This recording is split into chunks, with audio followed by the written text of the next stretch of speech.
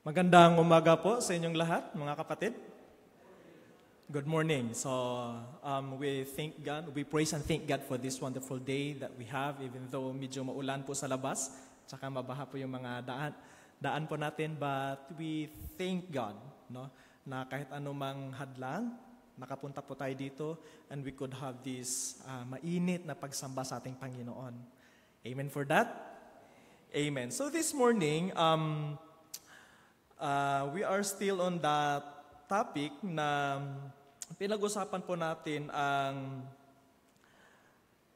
ang focus po natin ngayong buwan for the month of July, biblical fundamentalism, and which is our focus, standing firm on God's unchanging truth in a confused world. And this morning, we will be covered on the doctrine of inerrancy, authority, and sufficiency of Scripture. Alam nyo ba, kung di nyo namamalayan, merong turo ngayon doon sa Amerika, or maybe dito na din, umabot na din, meron pong turo na tinatawag na progressive Christianity. Na ano po yung progressive Christianity? Pag-usapan po natin mamaya yan. But ang progressive Christianity, it questions the doctrines of biblical fundamentalism. Now, isa sa mga kinu-question nila is ang Bible. Ang Bible ba is inerrant? Sufficient ba ang Bible? Or may authority ba ang Bible? So mamaya pag-usapan po natin yan, ang progressive Christianity. But I would like to address this question sa mga naipanganak po nung 70s or 70s going to 90s. Ang question pong ito is ito. Have you come to a point of realization that the world we live in today has changed a lot? Now, I would assume na siguro ang sagot nyo is big yes. Meron akong napanood, may nag-send sa akin one time. Yung Lunita Park, siguro sa mga napanganak noong 70s and 90s, no? Ibang-iba na ang Lunita Park noon at saka ngayon. Dati, meron diyang malaking clock, no? Meron malaking clock doon. Tapos pwedeng maglaro doon, pwedeng mag-picnic doon. Pero ngayon, nalaman ko nung last Sunday, ngayon iba na ang Lunita Park. Bawal na maglaro. At saka wala na din yung malaking clock doon. No, even ang Philippines itself changed a lot. And even in the field of communication, last Wednesday, si Ate ST nag-testimony siya about how to pag-communicate niya sa mga mahal niya dati sa buhay, no?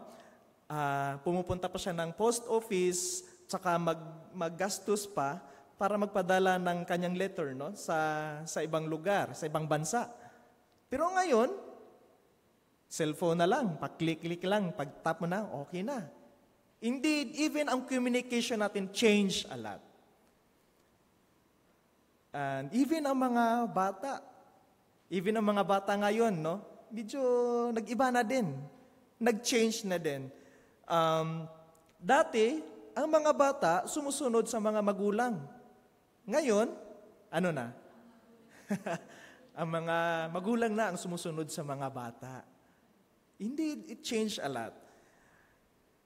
But you know what, mga kapatid, all these changes has nothing to do with geographical or sa pag-evolve ng technology or iba-iba ang leader. But all these changes has something to do with the values and with the system.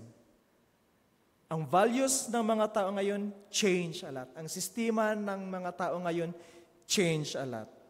Ngayon, no? Dati, okay na sa public vehicle, sa mga jeep, okay na. Pero ngayon, mas pinipili, iba na ang value, mas pinipili na yung may private car, for privacy, no, for comfort. And of course, para mas malamig. There's a change of values. Sa mga bata ngayon, iba na din ang mga values nila. Most of the time, they get their influence sa mga barkada, sa social media. Hindi na gaya dati na ang influence ng mga bata ay galing sa magulang. Okay? So, even in our churches today, we witness many major changes in our practices and beliefs.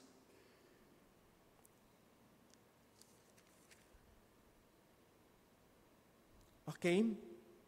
Even in our churches today, merong major changes in our practices and beliefs. Maybe hindi dito sa atin, but kung ma-observe nyo po sa ibang mga churches, talagang ibang-iba na talaga. No, dati hymnal yung ginagamit na kanta, but ngayon ibang churches parang may concert na. No? Dati pag nag-church, yung talagang kaaya-aya yung dating. Pero ngayon, sa ibang churches, iba na. Not only in practices, but at the same time in belief. Now, there is a belief today that there is one major belief that is slowly creeping in many churches today, and that is the teachings of progressive Christianity. What is progressive Christianity? Ito po yung progressive Christianity. Basahin ko po at sundan niyo po sa inyong mga mata. Sabi po dito, progressive Christianity is a form of the faith that emphasizes social justice, environmental stewardship, and acceptance of human diversity, often questioning traditional Christian doctrines and practices. It is characterized by a focus on compassion, justice, and tolerance, frequently expressed through political activism and engagement in social issues. Now, ano po itong progressive Christianity? Ito lang po ang ibig sabihin ng progressive Christianity. They don't believe that the Bible is enough. They don't believe that the Bible has the authority. They don't believe that the Bible is sufficient enough. But for them, ang progressive Christianity, for them, it is my own understanding who has the authority. It is my own feeling has the authority. No?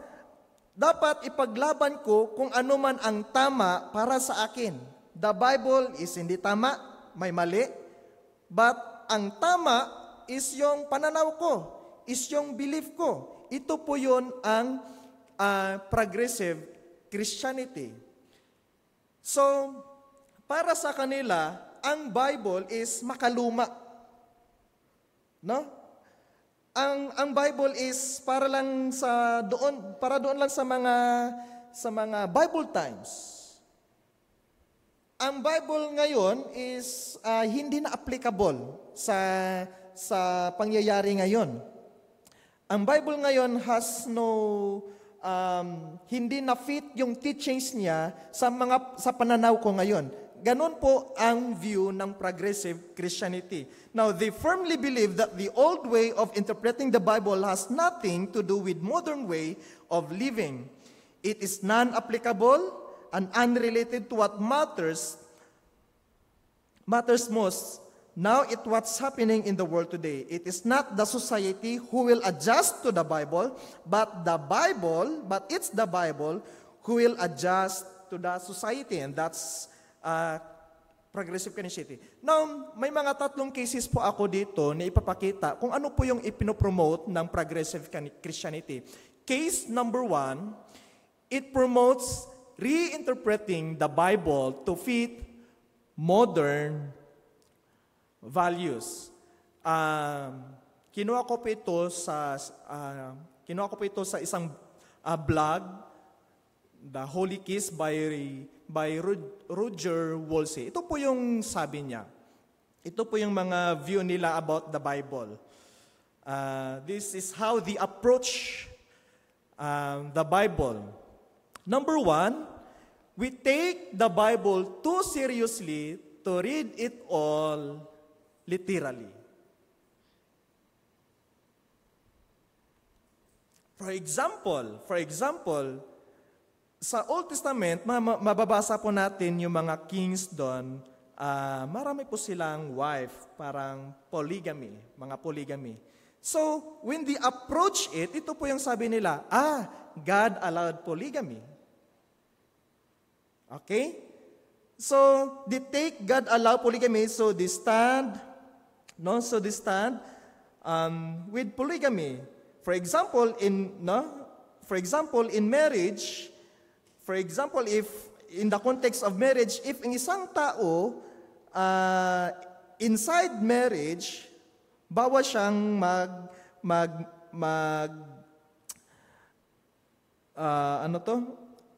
for example, in the context of marriage, ang isang tao or ang magpartner, bawal siyang makipagtalik sa iba, pero if divorce na siya, pwede siyang mag-asawa multiple times, which contradict to the teaching of the Bible na isa lang dapat. But ito po yung ang take ng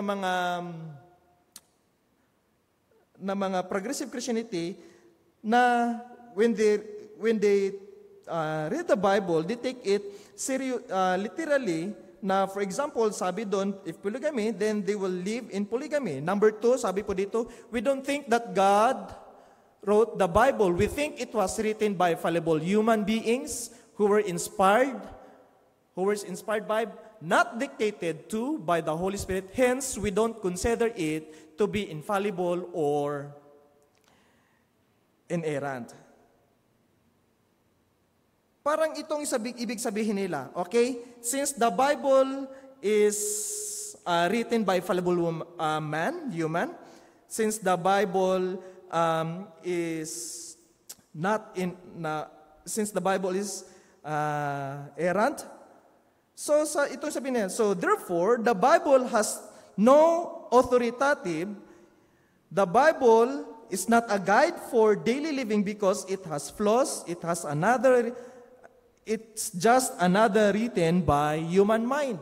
And then number 3, we realize that there is no objective, one right way to interpret a passage.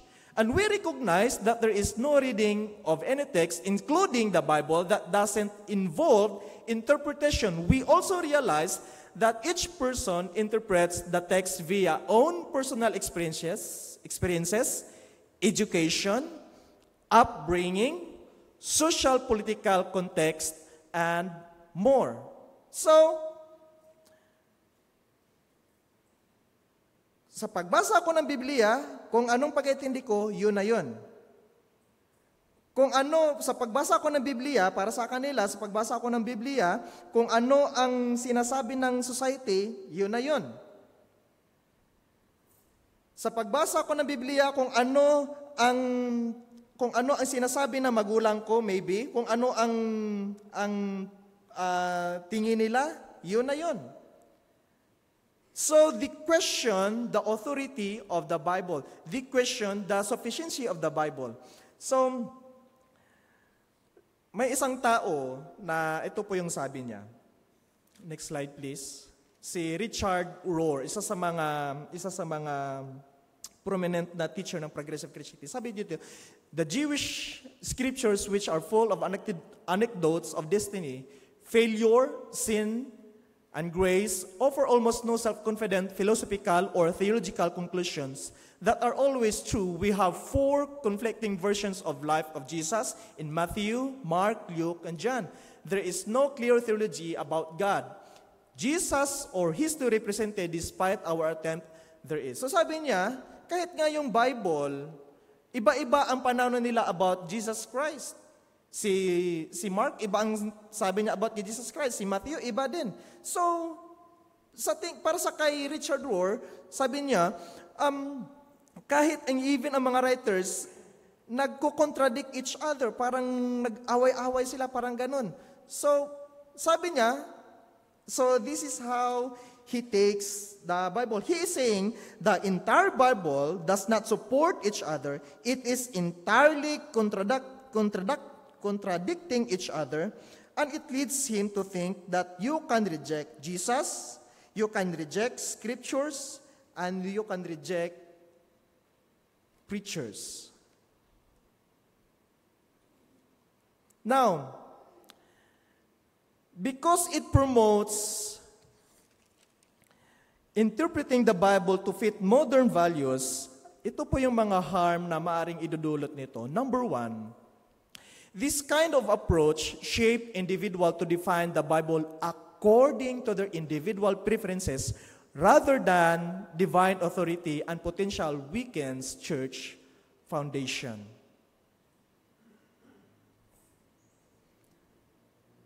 Dahil kini-question nila ang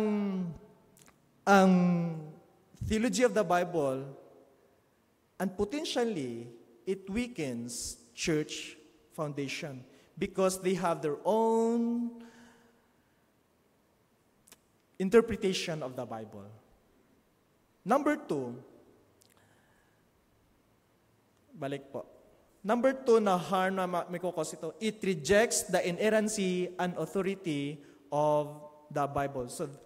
So because they rejects, it affects our belief, it affects their belief, and it reflects in their actions. Kahit ano-ano na lang.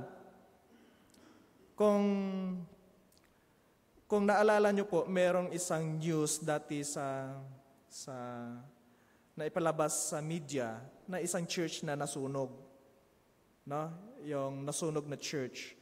And it was struck by thunder. And it was the first time in my life na may narinig ako that there was a gay pastor. Okay? That there was a gay pastor. And ito po ang belief nila, the progressive Christianity. So can you imagine that? There was a gay pastor in the church. It was actually a Baptist church. And even yung mga worshipers nila, no, they practice homosexuality. Harm it may cause, pleasing culture above authority of the Bible. It is dangerous. It is harmful because they don't listen to the Bible anymore. But what matters most of them is what the people think. Kung ano pong kultura nila, yun na yun. Kung ano man ang kultura sa Bible, it has nothing to do sa culture today. Kung ano man ang turo noon, it has nothing to do sa turo ngayon. What matters most is ang today. Ito yung makabago. Makaluma na yung Bible, ito na yung makabago. Case number 2, it promotes minimizing or redefining sin. Progressive Christianity often frames certain behaviors traditionally viewed as sin as manifestation of sickness or brokenness rather than inherent moral failings. This kind of approach gives importance on empathy and understanding, focus on restoration rather than judgment and condemnation. Example na sinasabi po dito, how they define anger and resentment. Anger and resentment, in the Bible, it is labeled as wrath and a deadly sin and resentment. But progressive Christianity, they call it symptoms of unmet needs, past hurts, or unresolved conflicts. Parang sinasabi nilang, wala kang kasalanan. Meron ka lang mga issues na hindi pa na-settle. Okay lang yan. Okay lang magalit ka. Naintindihan ka namin kung bakit ka sumisigaw, bakit mapanakit ka. Because meron ka lang mga past na hindi pa na-settle. Parang they undermine, they downplay sin. They belittle sin. Number 2, another example is homosexuality. In the Bible, it labeled us again as sin or immorality. But progressive Progressive Christianity views it as a natural variation of human sexuality. Any associated behavior are only seen as expression of love and intimacy. You can be who you are. Express yourself. Ipakita mo kung ano ka, kung sino ka. In fact, tanggap ka namin kung ano ka man. Kung kahit lalaki ka, pero magdamit kang babae, tanggap ka namin, intindihan ka namin. They undermine or they redefine sin or they minimize sin. Number 3, addiction. Biblical Christians views it as a normal failing or matter of willpower, but progressive Christianity sees it as sickness or a coping mechanism for underlying trauma or pain. May mga, okay lang mag-drugs para ma-at peace ka, para ma-cope up mo kung anong dapat mo i-cope up, okay lang. May sakit ka lang, gagaling ka din. So parang ganun yung tinuturo nila. Now, because minimizing or redefining sin, and this is the harm it may cause. Seemingly small acts of sin can lead to spiritual decline. It makes one desensitize the gravity of sin. It hinders someone to repent for their sins, and eventually it would lead to many more sins. Minimizing sin is also minimizing our view for God's grace. So, harm it may cause, number 1, spiritual numbness. That person will not take the gravity of sin seriously, making it easier to do sin over and over again that would lead to many serious sins. Number 2, that harm it may cause, lowering God's standard and grace. It creates an idea that one sin, it's not that bad. That God's grace is not needed. It views sin as not a serious offense, and because of that, it minimizes our view of Christ's death on the cross for the forgiveness of our sins. Number 3, it destroys discernment. Our sensitivity to what is right and wrong becomes dull. Our moral standard weaken. We began to accept behaviors and attitudes that are not in line with God, in God's will, even to the point of not knowing that we are straying away from His path. And that's the harm can cause that promotes minimizing or redefining sin. Number 3, sabi po dito, isa sa mga pinopromote po ng progressive Christianity, it promotes Jesus as love only, without wrath, without judgment, or exclusivity. Progressive Christianity emphasizes Jesus' message of love and compassion. When interpreting the Bible, it always through the lens of inclusivity. They give less emphasis on biblical doctrine like atonement or inerrancy of the Bible. They focus on Jesus' teachings on love, forgiveness, and social justice, applying them the issues like LGBT rights and gender equality. And ito po yung ang mga example na tinuturo ng mga progressive Christianity in social, na example number 1, social justice focus. Okay? Social justice focus. Progressive Christianity is often associated with social justice, activism, addressing issues like LGBTQ+ rights, gender equality, and environmentalism. So parang sinasabi nila, okay, ipinaglalaban, for example, ang kultura ngayon, yung LGBTQ+, sabi nila, we must have gender equality. Pero sinasabi ito naman sinasabi ng progressive Christianity, okay, we will support that. Tanggap ka nila. Because Jesus is love. Hindi galit ang Panginoon sa mga homosexual. Jesus can forgive. Tanggap kini Jesus ng ating Panginoon. Parang ganon yung sinasabi nila. So, they focus on social justice. Number two, number two example is inclusivity. Inclusivity. Progressive Christianity tends to be more inclusive, welcoming diverse interpretations of faith and challenging traditions, hierarchies within the church. So, parang sinasabi nila, okay, we welcome kahit iba-ibang turo. We welcome any ideas. We welcome any kind of teaching. Okay? Lahat pasok. Walang bawal. Which is in the biblical fundamentalism, kung ano po yung turo ng Bible, yun na yun. Ito lang. Hindi dapat dagdagan, hindi dapat bawasan. But sa progressive Christianity, lahat pwede, lahat tanggap.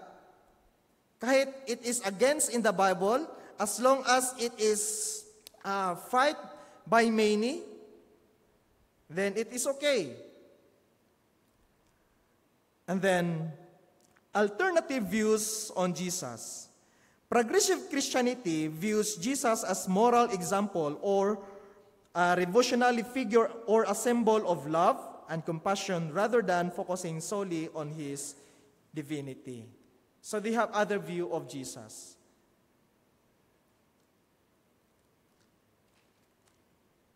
Now, ang harm it may cause ng view na ito is this.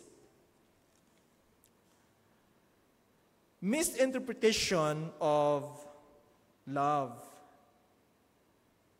Misinterpretation of love.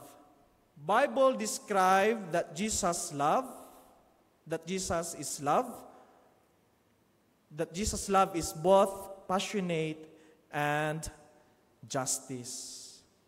Parang no? They misinterpret the love of Jesus.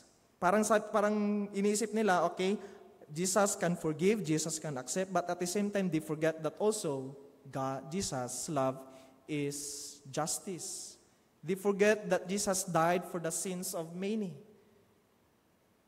They forget that Jesus suffered for the sins of humanity.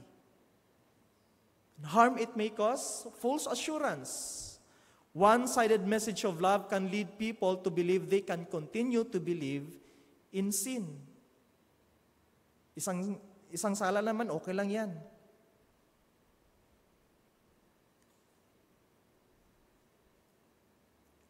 Number three, incomplete picture of who Jesus is.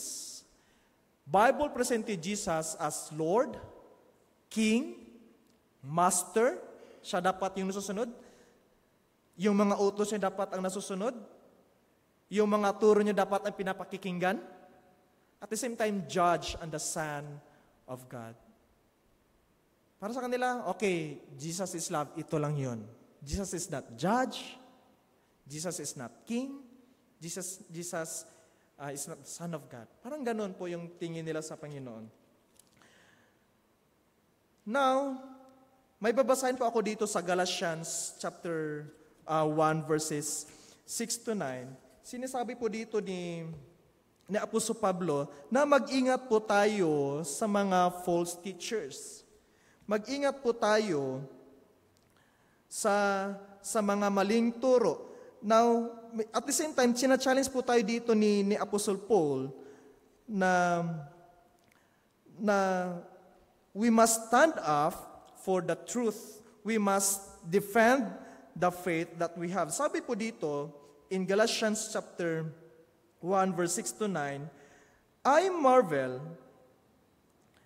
that you are so soon removed from him that you called into the grace of Christ unto another gospel, which is not another, but there be some that troubled you and would pervert the gospel of Christ. But though we are angel from heaven, preach any gospel unto you than which we have preached unto you, let him be accursed. As we said before, say now again, if any man preach any other gospel unto you than ye have received, let him be accursed. Even si Apostle Paul himself, naka-encounter siya ng mga false teaching that time. And ito pong sabi ni Apostle Paul, I was surprised na kayo was tricked by these false teachers. And you, Galatian believers, believe it and followed it. But ito pong sabi ni Apostle Paul, the gospel that I presented to you, you must preserve it. You must protect it. You must stand for it. And binigyan po sila ni Apostle Paul ng mga criteria or signs kung sino po ang mga false teachers dito. Now, sinasabi po dito ni Apostle Paul na we must identify the false teachers. In Galatians, Paul warns against false teachers who distort the true gospel of Jesus through faith in Jesus Christ. These false teachers is motivated by personal gain, by attempting to add requirements to salvation like circumcision, undermining the sufficiency of Christ's sacrifice. This book tells us to recognize the signs of false teaching. Now, sabi po dito ni Apostle Paul, identifying false teachers. Ano-ano po ang pagkakilanlan ng mga false teachers? Number 1, they distort the gospel. Number 2, they add or subtract the gospel. They focus on outward appearances, rituals rather than genuine faith, motivated by personal gain rather than the desire to glorify God. Now, kailangan po, sinasabi po dito ni Apostle Paul, mga Galatian believers, kailangan nyo mag-ingat dahil yung mga kaluluwa nyo ang nakataya dito. Hindi yung buhay yung nakataya dito, hindi yung public face yung nakataya dito. Hindi yung dignidad mo nakataya dito, but it is your souls ang nakataya dito. That's why kailangan yung number 1 to identify kung sino yung mga false teachers so that you can flee from them. So that when they preach, you will cover your ears. So that when you encounter them, you will so that kung ma-encounter niyo sila, you will know how to defend the truth, the gospel that we have. So, ito po ang pagkakilanlan ng mga false teachers. Number 2, they pervert the gospel. Which we know in the Bible sa time ni Apostle Paul, Jesus, through faith in the Lord Jesus Christ, only a person will be saved. Pero sabi po ng mga false teachers, hindi po. Kailangan pa ng circumcision para ma-sure or para ma-complete ang salvation ng isang tao. They pervert the gospel. Dinadagdagan nila ang gospel na sinasabi ni Apostle Paul through the Lord Jesus Christ. But these false teachers, ito pong ginagawa nila. Just like today, this progressive Christianity, these preachers who preach this kind of views, who neglects Jesus Christ, who neglects the sufficiency of the Bible, who rejects the authority of the gospel, or the authority of the Bible, they pervert the gospel of Christ. Number 3, ito pong gawain nila.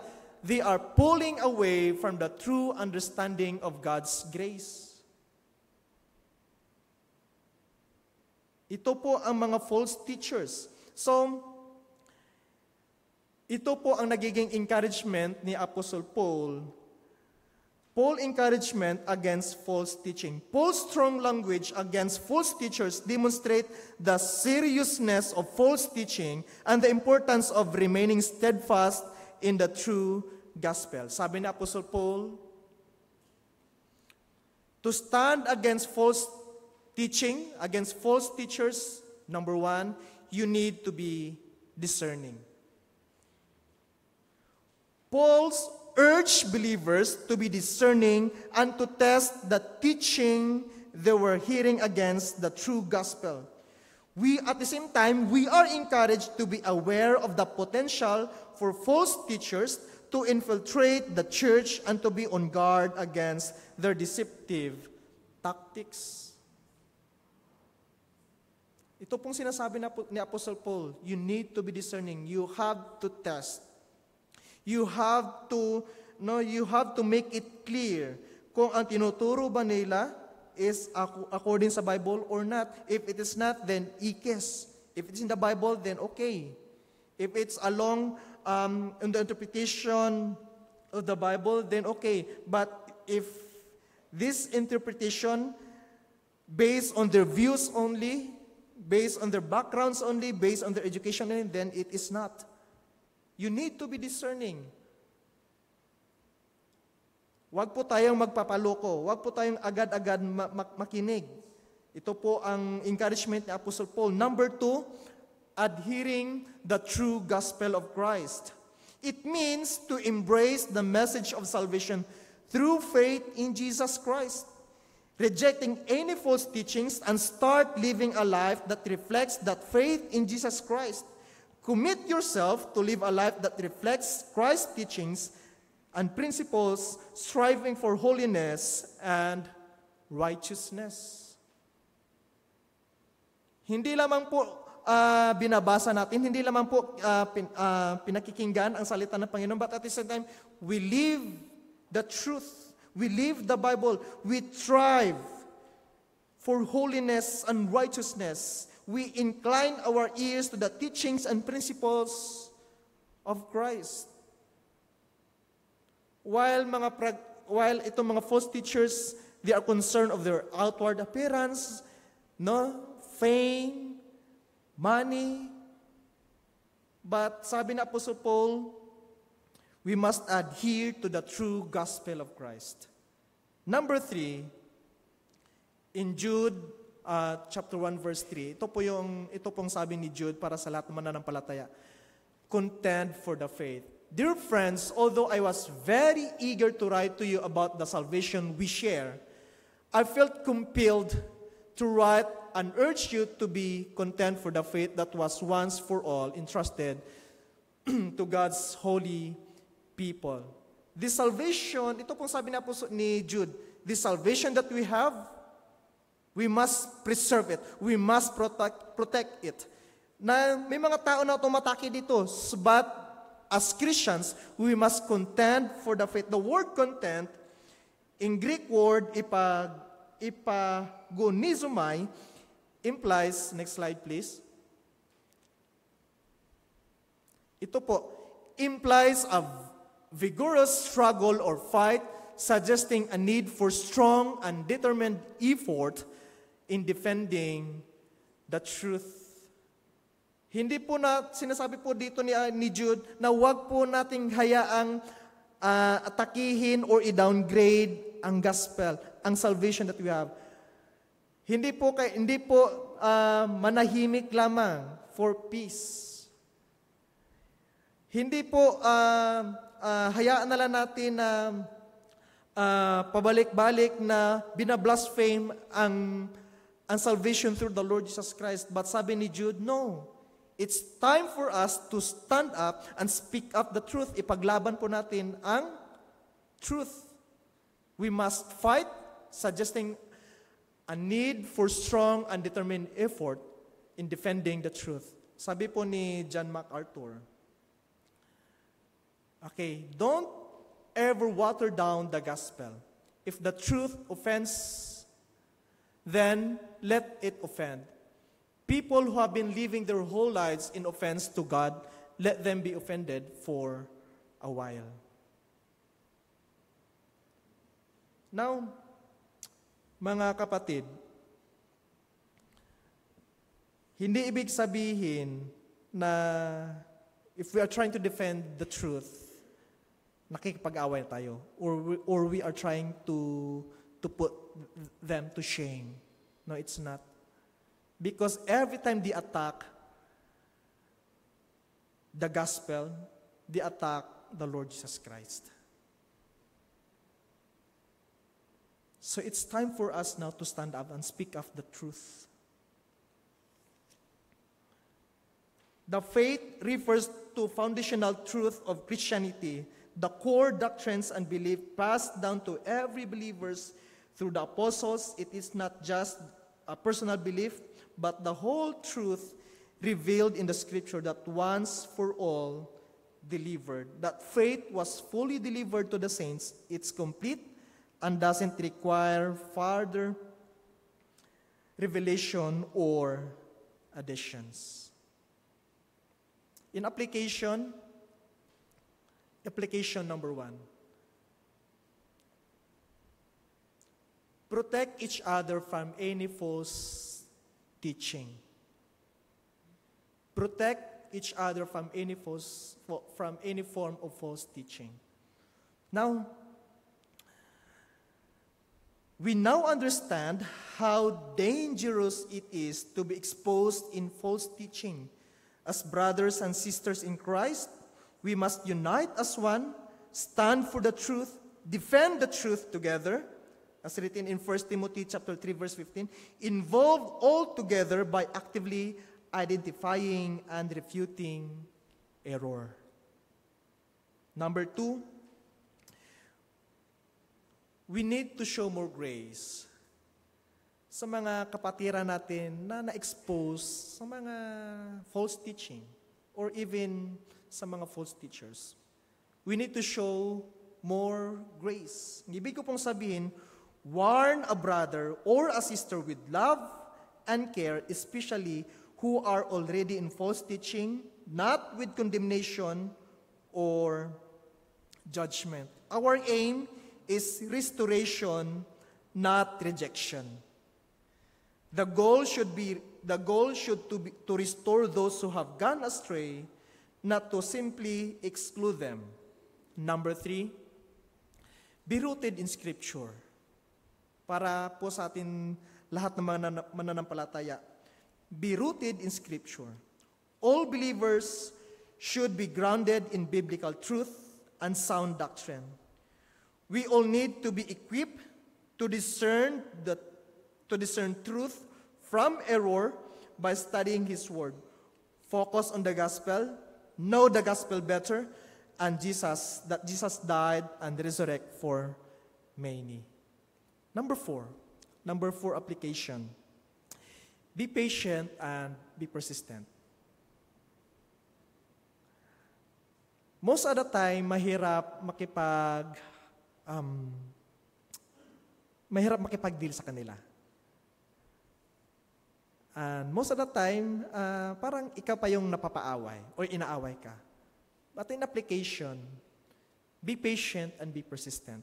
Sa mga tao na meron silang false belief. Addressing false teaching can be a long and challenging process.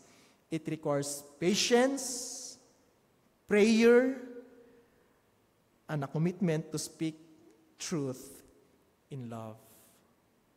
Huwag po natin silang tigilan. Huwag po natin silang sukuan. Continue to pray for them. But when you speak up, speak truth in love. In conclusion, next slide please.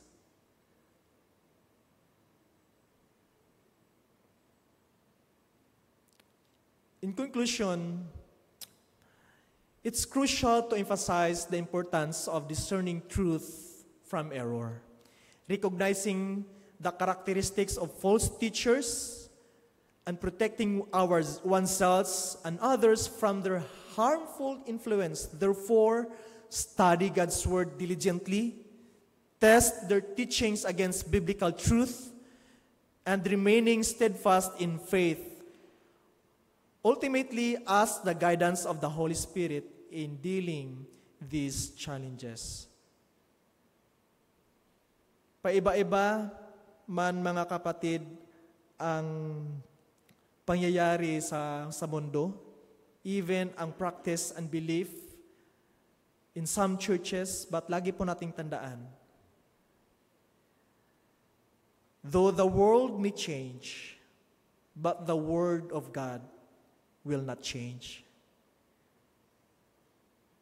Even though the world will pass away, but the Word of God will remain. So, mga kapatid, hopefully, we will deepen our study, we will deepen our relationship with the Word of God. Lord, maraming salamat po sa iyong salita. Salamat po na through the writings of Apostle Paul, we were being warned who are these false teachers. So may mga pagkilanlan po sila. So Father, if we encounter this kind of people, may we depart from them. And may we stand up for the truth, Father. We will defend the gospel na natanggap po namin galing po sa iyo. And I pray for Father na sana po as we deal with this kind of false teachings and false teachers, may it be, Father, that we would be challenged to speak up more for the truth.